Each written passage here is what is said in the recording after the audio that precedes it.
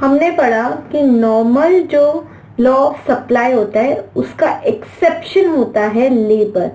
कैसे?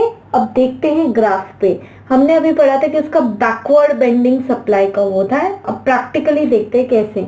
Schedule and diagram. ये रहा schedule. Wage rate per hour, 2 रुपए घंटा जब हम देते थे तब आवर्स ऑफ वर्क वो कितना काम करता था? 2 घंटे काम करता था। तो total wages 2 into 2 4 per day उसको मिलती थी।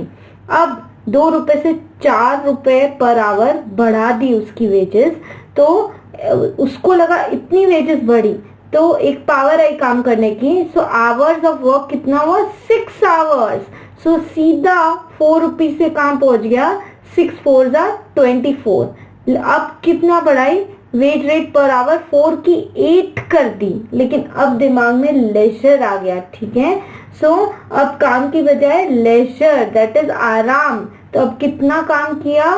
4 घंटे ही काम किया। 4 घंटे ही काम करके 8 4 32 रुपीज पर डे में कमा लिए। सो वेज रेट एक बार इनिशियली जब बढ़ती है तब आवर्स ऑफ वर्क ज्यादा हो जाते हैं, उसके बाद लेजर, आराम दिमाग में आता है। वेज रेट बढ़ने पर भी hours of work generally labour के घटते हैं, ऑल्दो उसकी टोटल वेजेस बढ़ती है क्योंकि वेज रेट पर आवर बढ़ी है। कैसे करेंगे ये? हम प्लॉट करते हैं कि जब 2 रुपीज प्राइस थी तब उसको कितने घंटे, आवर्स ऑफ वर्क कितने थे उसके? 2। तो 2 रुपीज पे 2। ठीक है, ये हमने देखा। फिर 4 wage rate 4 rupees an hour हो गई per hour. 4 rupees an hour यदि वेज रेट हो गई तो उसने कितने घंटे काम किया? एकदम से 4 पे उसने 6 आवर्स काम करना चालू हुआ। तो 0.4 और 6 यहाँ आ गया आपका पॉइंट। ठीक है, अब 4 पे 6, अब 6 वेज रेट 8 हो गई, ये 8 आई वेज रेट, तो उसने काम घटा के 4 घंटे करना चालू हुआ। तो 8 पे 4 आएगा वापस। तो ये रहा 8, ये रहा 4, तो 8 पे 4, ये पॉइंट आता है इधर। तो अब यदि प्लॉट करना चाहें तो कैसे करेंगे? देखो, 2 रुपीज पे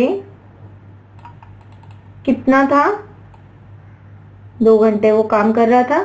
तो ऐसे 4 रुपीज जब बढ़ा दिया प्राइस उस पर आवर का, तो उसने 6 घंटे काम करना चालू कर दिया।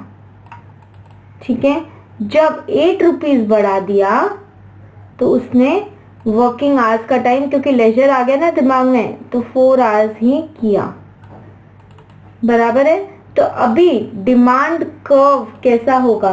स्टार्टिंग में तो बराबर है कि जनरल जो हमारा सप्लाई कर्व कैसे होता है? ऊपर जाता है ना सप्लाई कर्व SS।